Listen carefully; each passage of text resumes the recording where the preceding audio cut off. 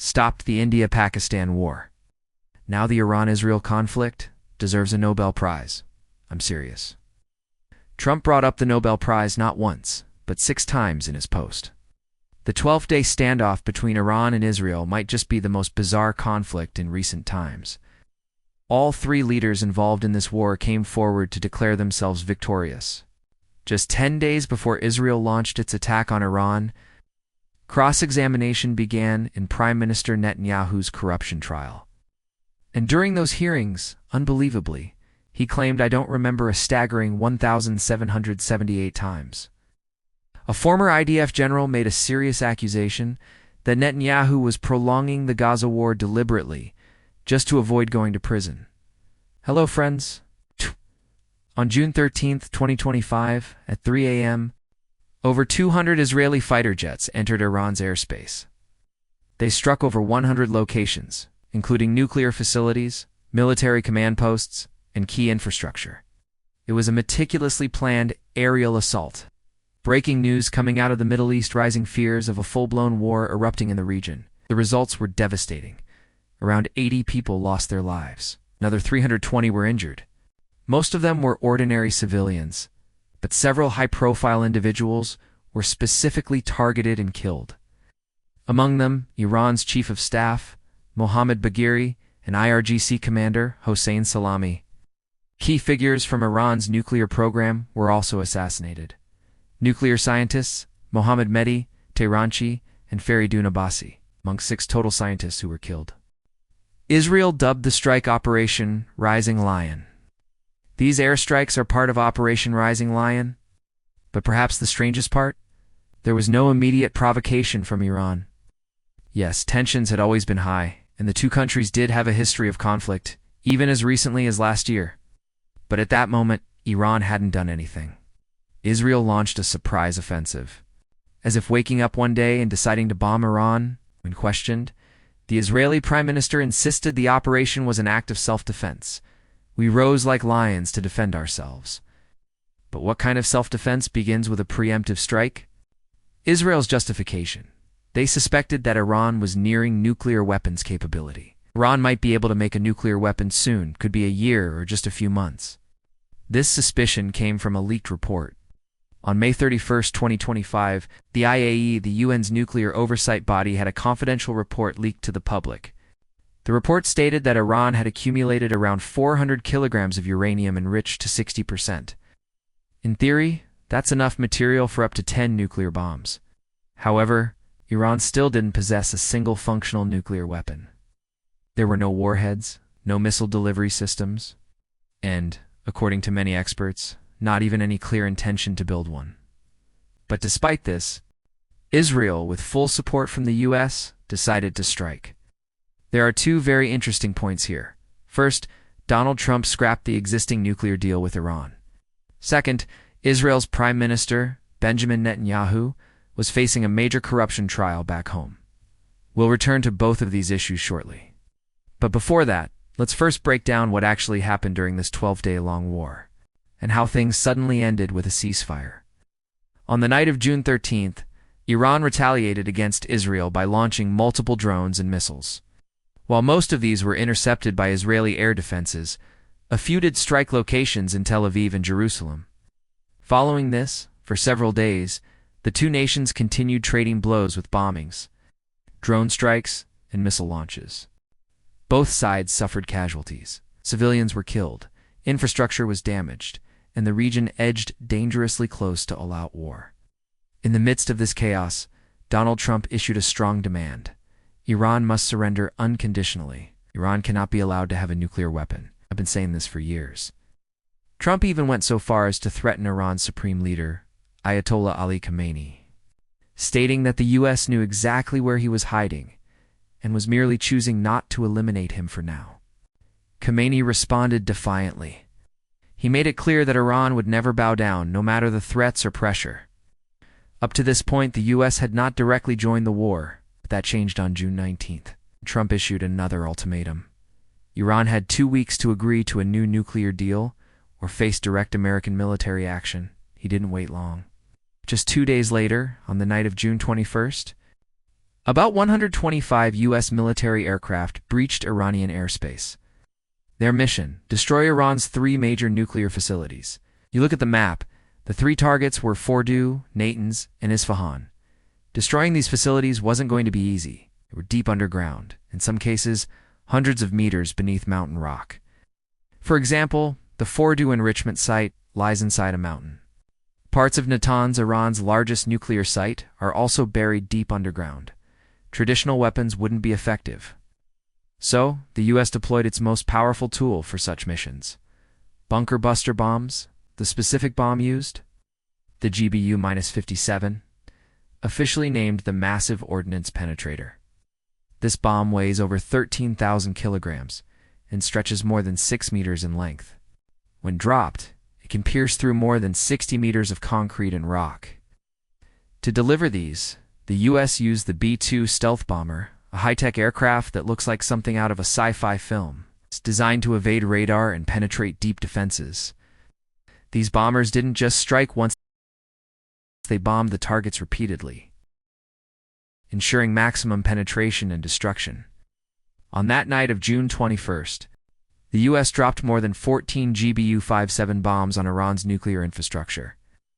This was the first time in history that the U.S. had used the GBU-57 in a live military operation. To carry out the mission, the B-2 bombers took off from Whiteman Air Force Base in Missouri. They flew for 37 hours non-stop, crossing half the globe to reach their targets in Iran.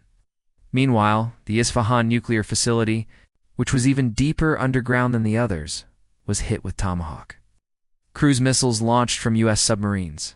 Bunker busters wouldn't have been enough for Isfahan, so the U.S. used a combination of precision-guided strikes instead. After the strikes, Donald Trump appeared on national television to address the world. Tonight, I can report to the world. These strikes were a spectacular military success. He confidently declared that Iran's nuclear sites had been completely destroyed. Iran's key nuclear enrichment facilities had been totally and completely obliterated. Until that moment, the world believed this war was just getting started, that it might escalate further, possibly even continue until the Iranian regime was removed entirely. On June 23rd, Iran launched a counterstrike. Its target was the Al Udeid Air Base in Qatar, the largest U.S. military base in the Middle East. This base serves as the forward headquarters of U.S. Central Command and has played a key role in American military operations across Iraq, Syria, and Afghanistan. During the June 23rd retaliation, Iran fired 19 missiles toward the base. Only 1 missile managed to hit, and even that caused minimal damage. Still, the impact was significant. Commercial flights across the Middle East were suspended for nearly 8 to 10 hours. Airspace was shut down over Kuwait, Bahrain, Qatar, and the UAE. Tensions spiked across the region. Panic and anxiety set in, as many feared this could be the start of World War III. But then, something unexpected happened. The very next day, the conflict came to an abrupt end. Donald Trump announced a complete and total ceasefire between Iran and Israel. President Donald Trump announced a complete and total ceasefire. This sudden halt left people around the world asking, what just happened?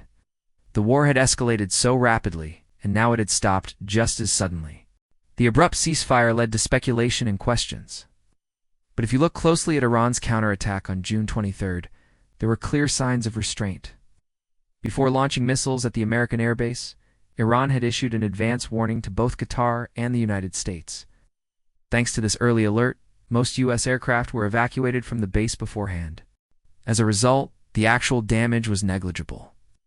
Geopolitical analysts believe that Iran was not looking for a prolonged war. However, since Israel struck first, Iran needed to show its people it had responded with strength.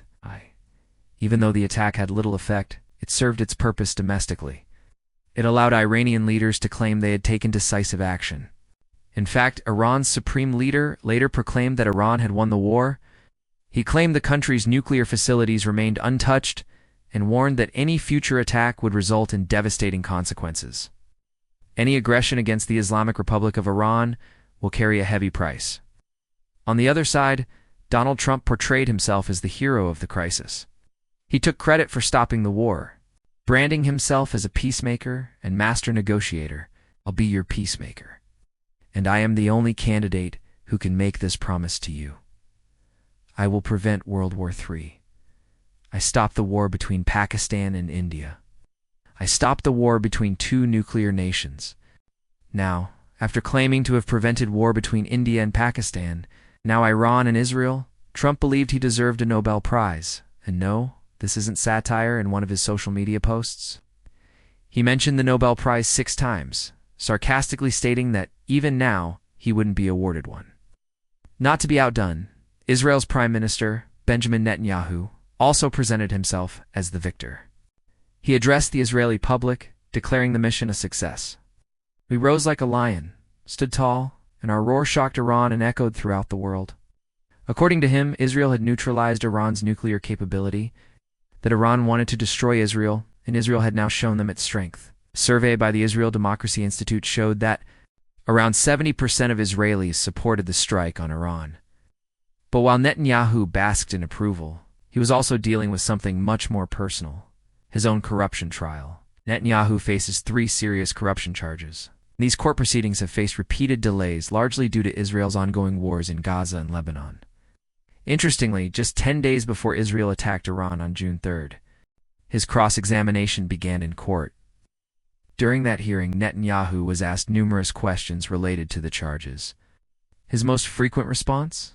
I don't remember. He repeated that phrase 1,778 times. Yes, you read that right. 1,778 times in court, he said, I don't remember. Think about it. If someone asks you in court whether you accepted a bribe, and you simply respond with, I don't remember. Again and again, nearly 1,800 times? What kind of defense is that? Netanyahu's popularity had been slipping fast. According to a poll by Channel 12 in Israel, 55% of citizens believed that Netanyahu was continuing the war in Gaza just to stay in power. Other polls echoed similar sentiments. More than 60% of Israelis supported ending the war in Gaza, if it meant securing a deal to release hostages. Look at this opinion piece published in the Times of Israel, dated June 3rd. The title reads, Netanyahu's Calculation. The War Must Go On. In December 2024, the Israeli parliament passed a controversial law. Any sitting member of parliament was granted near-total criminal immunity, as long as they remained in office. This means that staying in power is quite literally a matter of personal freedom for Netanyahu. Former IDF General Israel Ziv publicly accused Netanyahu of deliberately prolonging the Gaza war to avoid going to jail. So now the question becomes unavoidable.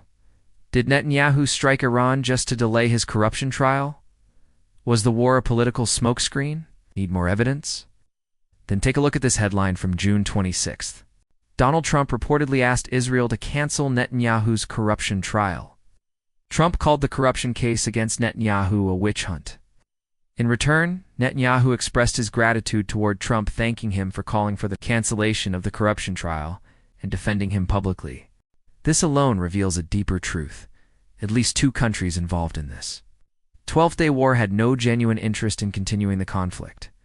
For Donald Trump, the top priority was clear: to appear as a global savior, win public admiration, and maybe even secure a Nobel Prize. To achieve that, Trump first spoke to Netanyahu and persuaded Israel to agree to a ceasefire. Meanwhile, Qatar played the mediator, convincing Iran to step back. Iran then passed a message through Qatar to the U.S., assuring that it would not launch further attacks. In return, the U.S. pledged not to strike any more Iranian targets. Iran accepted the ceasefire.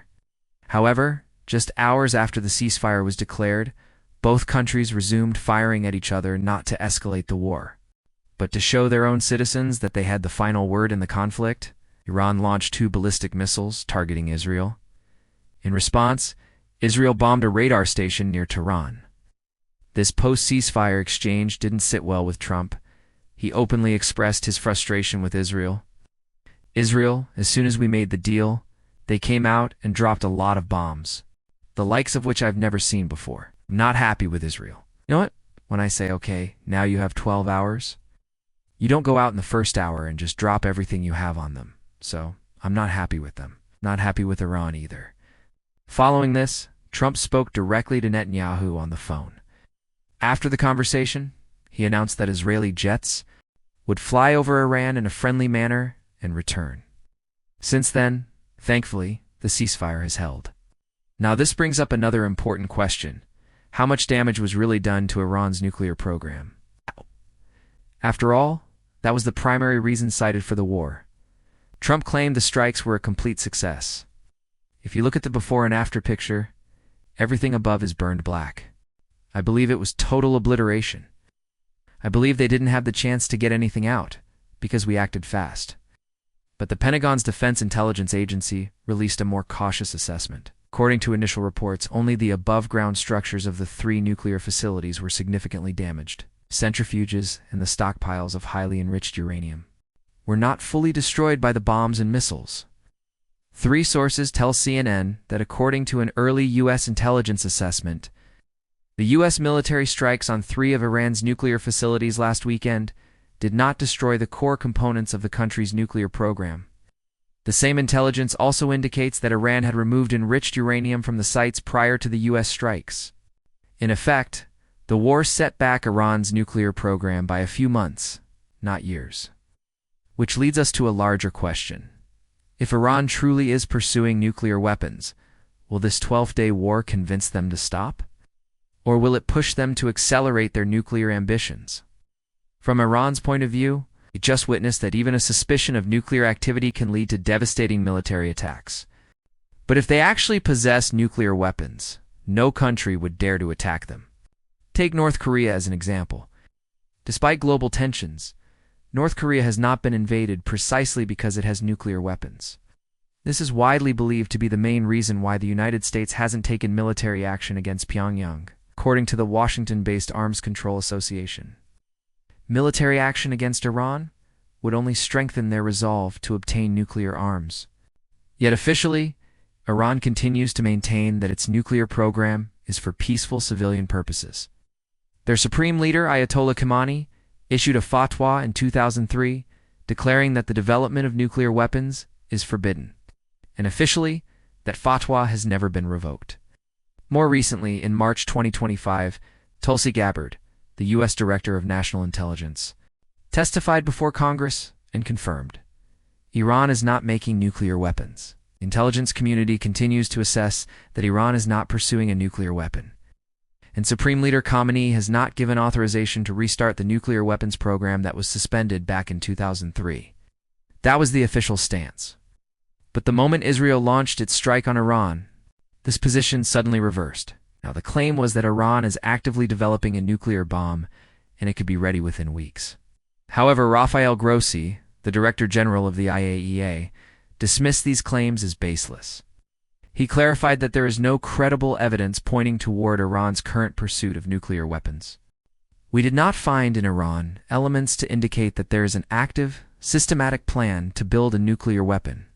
The intelligence report that was cited at the start of this conflict, the very basis for Israel's attack, contained no new revelations. And friends, this is not the first time something like this has happened. We saw a similar narrative unfold in 2003 when the United States invaded Iraq. Back then, the U.S. and its allies claimed that Iraq possessed weapons of mass destruction, including a nuclear bomb in the making. The intelligence community and major media outlets in the U.S. presented these allegations as absolute truth. And based on those claims, Iraq was attacked. But after extensive investigations and years of searching, no trace of nuclear weapons was ever discovered in Iraq. So, what's the real solution if the world genuinely wants to prevent Iran from building a nuclear bomb? The answer is quite simple. Diplomacy. A nuclear deal. This isn't just theoretical, it's already been done before. In 2015, during Barack Obama's presidency, the U.S. struck a historic agreement with Iran, a nuclear deal designed to prevent the development of nuclear weapons. Today, the United States, together with our allies and partners, has reached a historic understanding with Iran which, if fully implemented, will prevent it from obtaining a nuclear weapon. As per this agreement, Iran agreed not to enrich uranium beyond 3.67%. This level of enrichment is far below what's needed for a nuclear bomb. To enforce this commitment, the International Atomic Energy agency was granted unrestricted access to monitor and inspect Iran's nuclear facilities. In return, Iran received relief from international sanctions, those imposed by the US, the European Union, and the United Nations. It was a mutually beneficial arrangement. Iran's economy got a chance to recover, and the world was reassured that Iran wasn't developing nuclear weapons. Iran adhered to the agreement until 2018. That's when Donald Trump, now the US president, unilaterally pulled the US out of the nuclear deal. The Iran deal is defective at its core. The United States will withdraw from the Iran nuclear deal. So what were the reasons for this decision?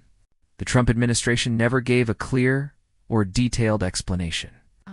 They simply repeated vague assertions that the deal was flawed. According to an analysis by the BBC, the primary motivation seemed to be this: shredding the Obama legacy. Trump appeared so eager to undo Obama's achievements that he scrapped the deal simply because Obama had brokered it.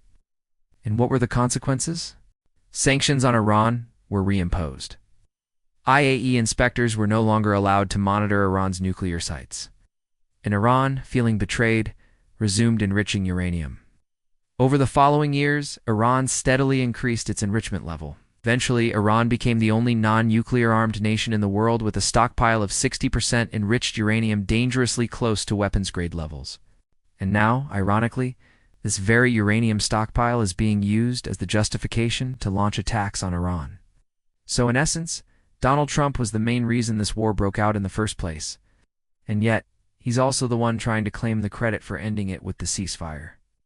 What's ironic is that the solution to this crisis still exists. The US can re-enter a nuclear agreement with Iran, with terms similar to the 2015 deal. But the critical question remains: would Trump actually agree to such diplomacy? Interestingly, a deal like this would work in Trump's favor politically, because many of his own supporters are disappointed that American bombers were deployed in a conflict involving Iran.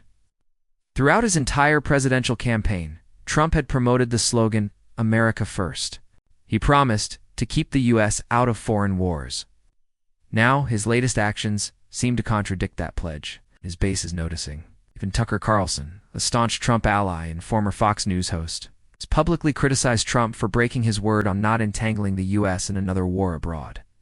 If you'd like to explore more about Benjamin Netanyahu and the real story behind his political survival, I highly recommend checking out this video. It dives into what happened 2 years ago, when massive protests erupted in Israel, protests powerful enough to possibly topple Netanyahu's government and even land him in jail, if not for the war he launched in Gaza. Thanks a lot for watching.